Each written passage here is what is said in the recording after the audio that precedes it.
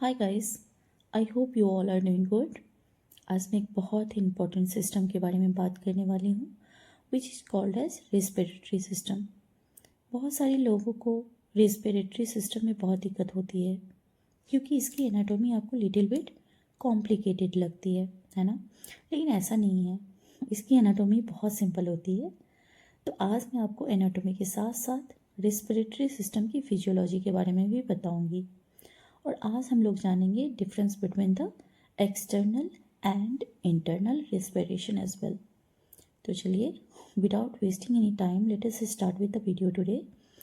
तो सबसे पहले हमें ये पता होना चाहिए कि रेस्पिरेटरी सिस्टम के फंक्शंस क्या क्या होते हैं। As you know, respiratory system का नंबर वन फंक्शन जो होता है वो है ऑक्सीजन और कार्बन डाइऑक्साइड का exchange. In short we can say gases exchange.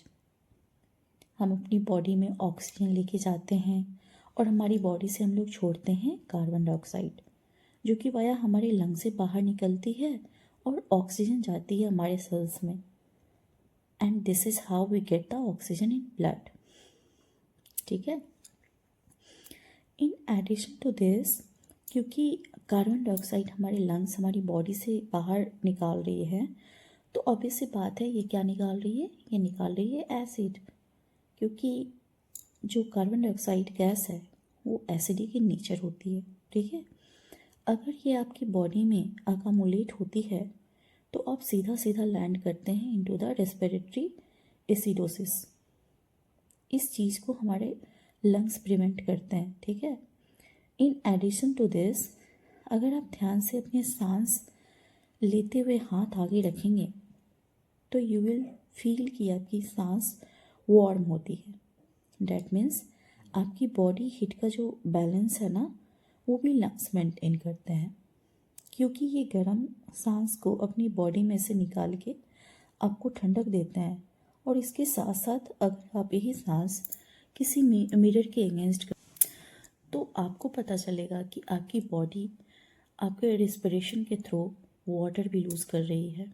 तो इसका मतलब आपके जो लंग्स है वो वाटर बैलेंस को भी मेंटेन करने में हेल्पफुल होते हैं। जो लंग्स के थ्रू वाटर लूज होता है ना, इनिशियली उसको इनसेंसिबल वाटर लूज वो भी बोलते हैं।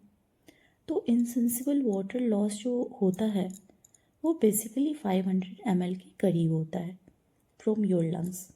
ओके। तो ये सारी चीज़ें जो है और इसके साथ साथ हमारी स्पीच जो भी मैं बोल रही हूँ और बोलते हैं वो भी हमारे रेस्पिरेटरी के पार्ट है ये। और जो हम स्मेल लेते हैं चीज़ों की, this is also a part of our respiratory system. तो ये सारे प्राइमरी एंड सेकेंडरी फंक्शंस जो है वो आपके रेस्पिरेटरी सिस्टम के पार्ट है। ठीक है।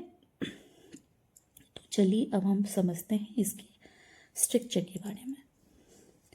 अगर आपके पास बुक है, अगर आप टैब लेकर पढ़ने बैठे हैं तो प्लीज़ खोल कर बैठ जाइए और समझने का प्रयास कीजिए। ये देखिए इसका स्ट्रक्चर। रेस्पिरेटरी सिस्टम को मोटे मोटे तौर पे हम दो हिस्सों में डिवाइड करते हैं। ठीक है। One is the upper respiratory and second one is the lower respiratory part. तो बेसिकली जो अपर रेस्पिरेटरी सिस्टम है वो ट्रेकिया तक आता है, आप देख सकते हैं इसमें। ठीक है। और जो ट्रेकिया से नीचे जितना भी जाता है ना वो लोअर रेस्पिरेटरी ट्रैक होता है आपका। तो अपर रेस्पिरेटरी ट्रैक की अगर हम भी बात करें तो नोज़ से स्टार्ट होता है, और जो नोज़ है it is a organ of smell. ठीक है। नोज़ क्या है? ऑर्गन ऑफ स्मेल है। तो बेसिकली हमारे जो नोज है वो एक सेप्टम से दो हिस्सों में डिवाइडेड होता है ना। अगर आप नोज़ को इंटरनली देखेंगे तो there is a septum, there is a bone.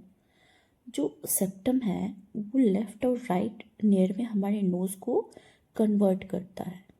ठीक है। नोज़ में काफ़ी अच्छी ब्लड सप्लाई होती है और जो नेज़ल कैविटी होती है ना वो एकदम मॉइस्चर्ड होती है, क्योंकि जो ऑक्सीजन है उसको मॉइस्ट इन्वायरमेंट में ही अंदर जाना होता है। तो जैसे ही हम नोज से आगे बढ़ते हैं तो जो नेक्स्ट पार्ट हमारे पास आता है रिस्पिरेटरी सिस्टम का, डेट इज़ साइनसिस। जो साइनसिस होती है बेसिकली ये होलो बोनी स्ट्रक्चर का होता है जिसमें कि साउंड ट्रेवल करती है। एक क्वालिटी होती है साउंड की which is called as resonance. ठीक है, अगर मैं ना ऐसे ऐसे साउंड निकाल पाती हूँ ना, तो वो इसलिए निकाल पाती हूँ क्योंकि जो हमारे साइनस है दे आर एब्सोल्युटली क्लियर। जब आपको जुकाम होता है तो आपके जो साइनसेस ब्लॉक होते हैं विद द हेल्प ऑफ पस, उस टाइम पे आप इन शब्दों को यूज़ नहीं कर पाते हैं क्योंकि आपकी जो साउंड होती है वो रेजोनेंस नहीं कर पाती है। इनके साथ साथ हम थोड़ा आगे जाएंगे अब। ठीक है, तो एक और स्ट्रक्चर आता है which is called as fairings.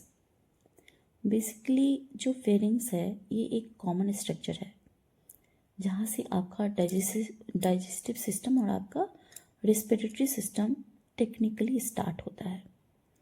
तो फेरेंस जो है इसको हम 3 पार्ट में डिवाइड करते हैं, ओरोफेरेंस, नेजोफेरेंस और थर्ड पार्ट जो है उसको बोलते हैं लेरेंजोफेरेंस। तो जो फेरेंस है वो एक तरह का पैसेज है। ठीक है, क्या होता है ना, जहाँ से एयर जा रही है ना इन द रेस्पिरेटरी सिस्टम और फूड जा रहा है इन द जीआई सिस्टम।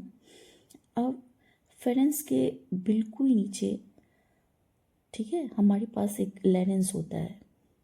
लेरेंस को हम लोग वॉइस बॉक्स भी बोल देते हैं और ये एक बहुत ही इम्पॉर्टेंट पार्ट है आपके रेस्पिरेटरी सिस्टम का, क्योंकि यहीं से हमारी स्पीच बनती है। और बिकॉज ऑफ दिस क्या होता है ना, in the way of your airway, ठीक है, सो इनमें कभी भी कोई दिक्कत होती है तो एयरवे ब्लॉक हो सकता है। That's why it is very important part of your respiratory system. अब जो हमारा लंग्स है इसमें वोकल कॉर्ड होती है, 2 तरह का वोकल कॉर्ड होता है इसमें। एक होती है ट्रू कॉर्ड और एक होती है फॉल्स कॉर्ड। और जो ट्रू कॉर्ड होती है ना उसके बीच वाला जो एरिया होता है उसको बोला जाता है ग्लोटिस। अभी जो ग्लोटिस है this is very important part of the coughing. जो आपका कफ रिफ्लेक्स होता है और जो आप कफिंग करके जो एक्स्ट्रा सिक्रेशंस है वो आप लंग से निकालते हैं, तो वो स्टिमुलेशन किन में जनरेट होता है पता है आपको? ग्लोटिस में। ठीक है, तो जो ग्लोटिस है उसकी एक कवरिंग होती है which is called as epiglottis. Glottis की एक कवरिंग होती है जिसको हम लोग बोलते हैं एपीग्लोटिस। ये जो एपीग्लोटिस है ना, जब ये बंद हो जाता है, जब आप खाना, कैसे बंद होता है मैं बता दूँ आपको। जब आप खाना खा रहे हैं होते हैं, ठीक है, तो आपने मतलब बहुत बार मम्मी पापा बोलते हैं कि खाना खाते वक्त बोलना नहीं है ना, नहीं बोलना चाहिए। तो ये बिल्कुल सही बात है। अगर आप खाना खाते हुए बोलेंगे ना तो वो खाना आपके ग्लोटिस में जा सकता है जिसकी वजह से बहुत ही गंदे वाला कफ रिफ्लेक्ट होता है, वो अचानक से रिफ्लेक्ट होगा। तो क्योंकि आपका खाना जो है ना वो ग्लोटिस में नहीं जाना चाहिए, इसलिए एपीग्लोटिस बंद हो जाना चाहिए। ठीक है, आप अगर जो एपीग्लोटिस तभी बंद होगा if you are not speaking. ठीक है, जब आप खाना खाइएगा उस वक्त आप नहीं बोलिएगा तो एपीग्लोटिस बंद रहेगा। ठीक है, उसके बाद जो नेक्स्ट हमारे पास है लेरिंग्स। ठीक है, लेरिंग्स के नीचे और स्ट्रक्चर आता है that is the whole structure. ठीक है, it is called as trachea. अब अपनी गर्दन पे हाथ लगाकर आप लोग देखिए, आप लोग देख सकते हो। एक चीज़ हमेशा याद रखिएगा, ट्रैकिया जो होता है ना हमेशा एंटीरियर होता है और उसके जो पिछला भाग है उसका साइड में होता है, उसको बोलते हैं हम लोग एसोफेगस। एसोफेगस हमेशा पीछे होगा और ट्रेकिया आगे। इसलिए किसी भी अनकॉन्शियस पेशेंट में, ठीक है, एस्पायरेशन के ज़्यादा चांसेस होते हैं क्योंकि ट्रेकिया आगे वाली साइड में होती है। तो आप कुछ भी खाएंगे तो ज़्यादा चांसेस है कि वो ट्रेकिया में ही जाएगा, until and unless you are controlling the engulfing mechanism। ठीक है, तो बहुत सारे ऐसे पेशेंट का वर्णन होता है, आप सुने होंगे कभी कभी, स्ट्रोक वाले या जिनका पैरालिसिस है या पोस्ट एनेस्थीसिया के जो पेशेंट हैं या फिर पोस्ट ऑपरेटिव पेशेंट हैं। अब ऐसे पेशेंट में क्या दिक्कत होती है, they can not control their gag reflex. If they can not control their gag reflex, most of the chances are there कि जो फूड है ना वो ट्रेकिया में ही गिरेगा, क्योंकि ट्रेकिया हमारा इंटीरियर होता है और पोस्टीरियर क्या होता है, एसोफेगस। ठीक है, तो अगर नेक पे कभी भी कोई चोट लगती है तो हमेशा ट्रेकिया में ही पहले लगती है। और ट्रेकिया जो है ना वो बहुत ही हार्ड कैटलिस्ट का बना होता है, बहुत जल्दी आप उसको काट नहीं सकते। लेकिन कभी कभी कोई शार्प इंजरी हो सकती है कि ट्रेकिया को भी कट लग सकता है। वैसे ट्रेकिया में रिंग्स होती है जो कि 16-17 से लेकर 22-24 तक भी हो सकती है, डिपेंडिंग अपॉन आपकी गर्दन कितनी लंबी है। तो ये वेरी करता है with the race, ethnicity and all. ठीक है, अब ऐसा है कि ट्रेकिया में भी सीलिया होते हैं एंड सीलिया एक kind of finger like projections होती है जो कि म्यूकस को प्रोपेल करती है from the lower respiratory system to the upper respiratory system. ठीक है, फिर वो म्यूकस पुतम के फॉर्म में आप एक्सपेक्ट कर सकते हो। तो ये सारा काम यहीं से स्टार्ट हो जाता है, ट्रेकिया से। अब जो ट्रेकिया है एक पॉइंट पे जाके ऑलमोस्ट जहाँ पे लोअर रेस्पिरेटरी सिस्टम स्टार्ट होता है ना, वहाँ पे जाके ट्रेकिया दो हिस्सों में डिवाइडेड हो जाता है। पहला होता है left bronchial and the right bronchial. तो बेसिकली जिस पॉइंट पे जाके ट्रेकिया ब्रोंकाइल में कन्वर्ट होता है तो उस पॉइंट में हम लोग बोलते हैं, उस पॉइंट को कैरिना बोलते हैं। Carina is a point where your trachea will be divided into right and left main bronchus। तो बेसिकली हमारा जो राइट ब्रोंकाई होता है ना वो ज़्यादा लंबा होता है, वर्टिकल होता है और स्ट्रेट होता है as compare to the left bronchi. और जो लेफ्ट ब्रोंकाई होता है वो चौड़ा थोड़ा ज़्यादा होगा और लंबा थोड़ा कम होगा as compare to the right bronchi. तो बेसिकली कैरिना का क्या सिग्निफिकेंस होता है, जब आप ईटी डालते हैं ना एंडोट्रैकल ट्यूब, तो क्या होता है ना, डॉक्टर जो है कैरिना से 2 से 3 सेंटीमीटर उसको अपर ही डालते हैं, क्योंकि अगर डॉक्टर कैरिना के लेवल पर एंडोट्रैकल ट्यूब को ले जाएंगे तो वो एक ही लंग को इंटोवेट करेगा। तो उस कैरिना का वहाँ पे सिग्निफिकेंस आता है जहाँ आपका ट्रेकिया डिवाइडेड हो रहा है ना, ठीक है, उससे 2-3 सेंटीमीटर ऊपर ही डॉक्टर एंडोट्रैकल ट्यूब को रखते हैं। ठीक है, अब हम ब्रोंकाई तक तो समझ गए हैं। ठीक है, अब उसके बाद जो ब्रोंकाई होते हैं वो फर्दर ब्रांचेस में डिवाइडेड होते हैं, जिसको हम लोग बोलते हैं ब्रोंक्लियस। ठीक है, और ब्रोंक्लियस फर्दर एविलाई में डिवाइडेड होते हैं।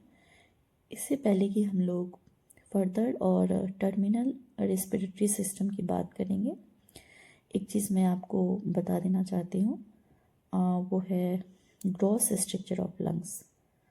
देखिए हमारे बॉडी में दो लंग्स होते हैं, एक लेफ्ट लंग्स होता है और एक राइट लंग्स होता है। जो लेफ्ट लंग होता है उसमें दो लोब होते हैं, ठीक है, दो लोब में डिवाइड होता है, क्योंकि जो थर्ड लोब होती है ना उसमें हार्ट को एकोमोडेट करना होता है, ठीक है।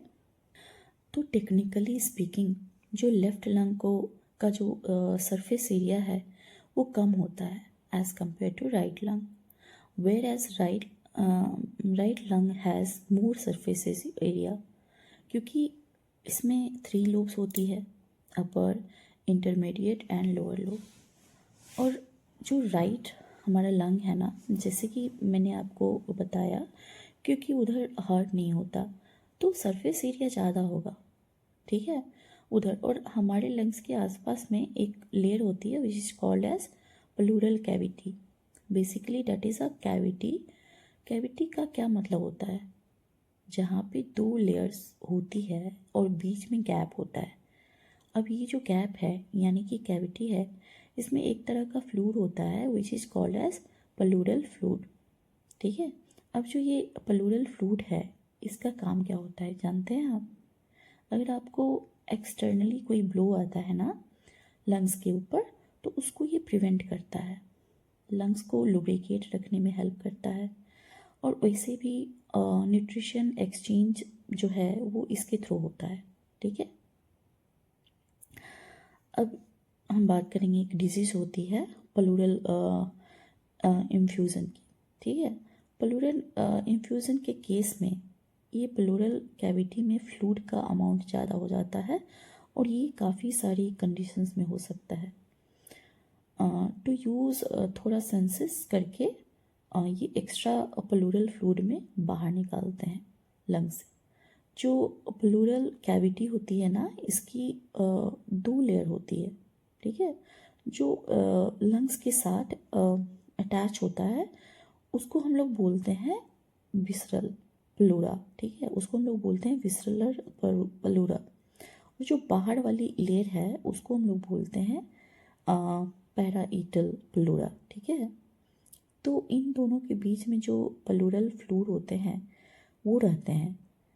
अब ये तो हो गया।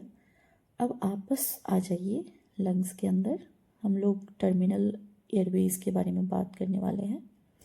ब्रोंकाई डिवाइडेड हुए किस में? ब्रोंकुलस में, और ब्रोंकुलस फर्दर डिवाइडेड हुए एल्विलाई में। अब जो एल्विलाई है वो एक ग्रेप्स लाइक स्ट्रक्चर है, ठीक है। एल्विलाई जो है वो कैसा है? ग्रेप्स लाइक स्ट्रक्चर है, ठीक है, जस्ट लाइक अंगूर। लेकिन ये एल्विलाई हॉलो स्ट्रक्चर है अंदर से। तो अंदर आप डायग्राम देख रहे होंगे तो ध्यान से उसकी तरफ देखना। जो एल्विलाई होते हैं ना वो, ये देखिए एल्विलाई है, ठीक है। एल्विलाई उसका अगर डाइसेक्शनल व्यू देखते हैं ना तो अंदर से हॉलो स्ट्रक्चर होता है, ठीक है। बट इनकी जो लेयर्स होती हैं एल्विलाई की वो बहुत ही थिन होती हैं।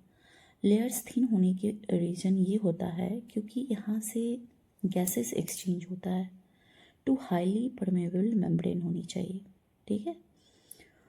अब एक बहुत ही इम्पॉर्टेंट चीज़ आपको बताती हूँ। जो एल्विलाई होता है उसकी इनर लेयर में एक कोटिंग होती है, उस कोटिंग को हम लोग बोलते हैं सरफेक्टेंट।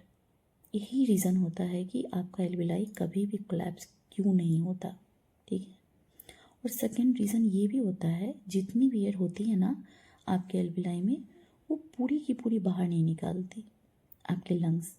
कुछ रिजर्व वॉल्यूम आपके लंग्स हमेशा रखते हैं एल्विलाई में। Even after the maximum respiration आपके लंग्स में कुछ रिजर्व वॉल्यूम रहता है जो आपके एल्विलाई को कोलैप्स होने से बचाता है, ठीक है। तो ये दो रीज़न है। तो ये हो गई पूरी की पूरी एनाटोमी ऑफ द लंग्स। तो अब थोड़ी फिजियोलॉजी की बात करते हैं। देखिए, आप जब भी ब्रीथ इन करते हैं तो आप एयर को अंदर लेके जाते हैं, और जब आप ब्रीथ आउट करते हैं तो एयर को आप बाहर निकालते हैं।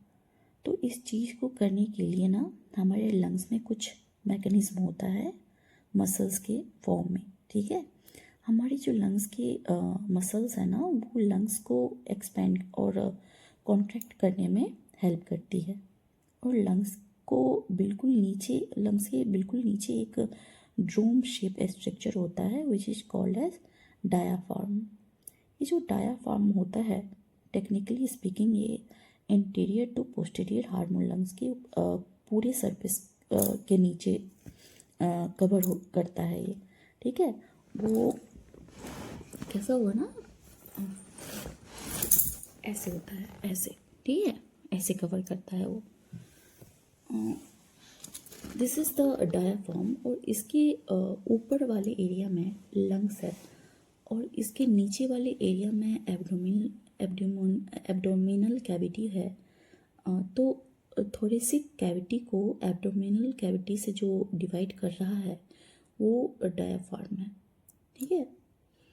डायाफ्राम जो है अपने आप में एक मसल्स है, ठीक है। डायाफ्राम जो होता है ना वो मूव करते रहता है, ठीक है, to increase and decrease the surface area of the lungs.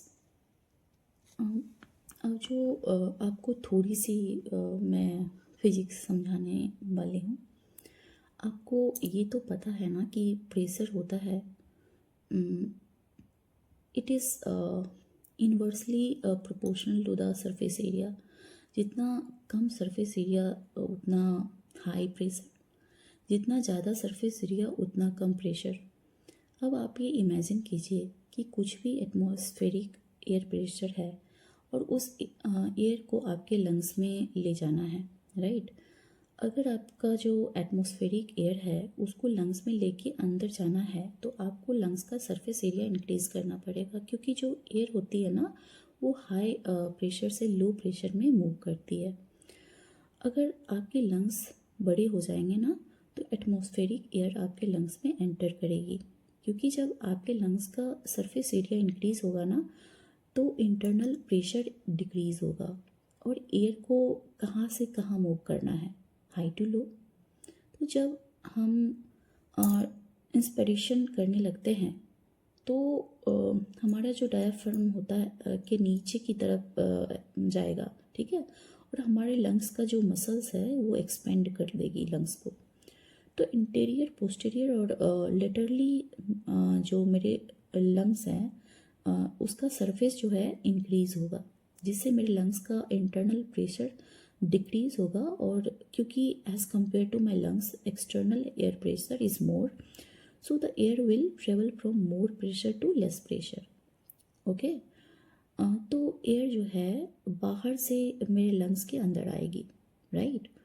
तो जैसे ही एयर मेरे टर्मिनल एयरवे तक आएगी वहाँ से ऑक्सीजन मेरा ब्लड पिक करता है, कार्बन डाइऑक्साइड एल्विलाई में दे दिया, और इसको हम लोग बोलते हैं एक्सटर्नल रिस्पिरेशन, जो कि एल्विलाई के लेवल पे हो रही है। और जैसे ही कार्बन डाइऑक्साइड बाहर निकालता है तो हमारे लंग्स क्या करेंगे पता है आपको? हमारे लंग्स हमारे मसल्स को कॉन्ट्रैक्ट करने में कॉन्ट्रैक्ट करना शुरू कर देंगे, इंटीरियर, पोस्टीरियर भी और लेटरली भी। ऊपर से जो हमारा डायाफ्राम है वो भी डिक्रीज़ हो जाएगा। कहने का मतलब क्या होता है ना, ये लंग्स का जो सरफेस है एरिया वो भी डिक्रीज़ हो जाएगा। हाँ, जैसे ही मेरा लंग्स का सरफेस एरिया डिक्रीज़ होगा तो internal pressure of the lung increase हुआ, और क्योंकि मेरे लंग्स का internal pressure now is more than the atmospheric air and air moves from high pressure to low pressure, तो जैसे ही अपने लंग्स का सरफेस एरिया डिक्रीज़ करूँगी तो जो कार्बन डाइऑक्साइड है वो निकल के एटमॉस्फेयर में चली जाएगी। This is how the air exchange occurs, ठीक है। और ये कौन कर रहा है? आपके लंग्स की मसल कर रही है, ठीक है। हो गया यहाँ तक के लिए। और अब हम पढ़ेंगे इंटरनल रिस्पिरेशन। इंटरनल रिस्पिरेशन में क्या होता है ना कि एल्विलाई के आसपास बहुत सारी कैपिलरीज होती है। कैपिलरीज यानी कि मैश ऑफ आर्टरी होती है और ये हाईली परमेबल होती है। इन्होंने क्या किया पता है, ऑक्सीजन एल्विलाई से लिया, अब ये आपके ब्लड में चली गई। ब्लड उस ऑक्सीजन को लेके जाएगा सेल्स के पास। सेल्स ऑक्सीजन को पिक करेंगे और बदले में CO2 फेंकेंगे इन द ब्लड। वो आपके लंग्स में आएगा, CO2 एक्सचेंज होगा, बदले में ऑक्सीजन लेंगे and the circle will keep on going. ठीक है। जो एक्सचेंज होता है सेलुलर लेवल पे between the oxygen and CO2 which belongs internal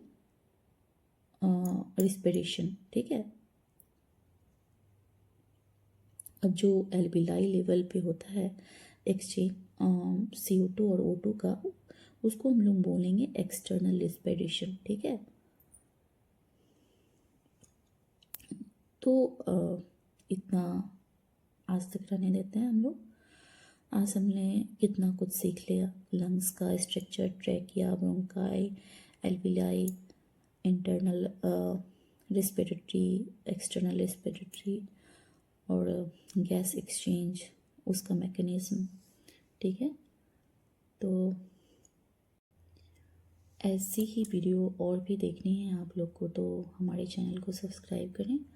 मिलती हूँ आपको ऐसे ही नेक्स्ट यूज़फुल वीडियो में। Till then take care, bye bye, thank you so much.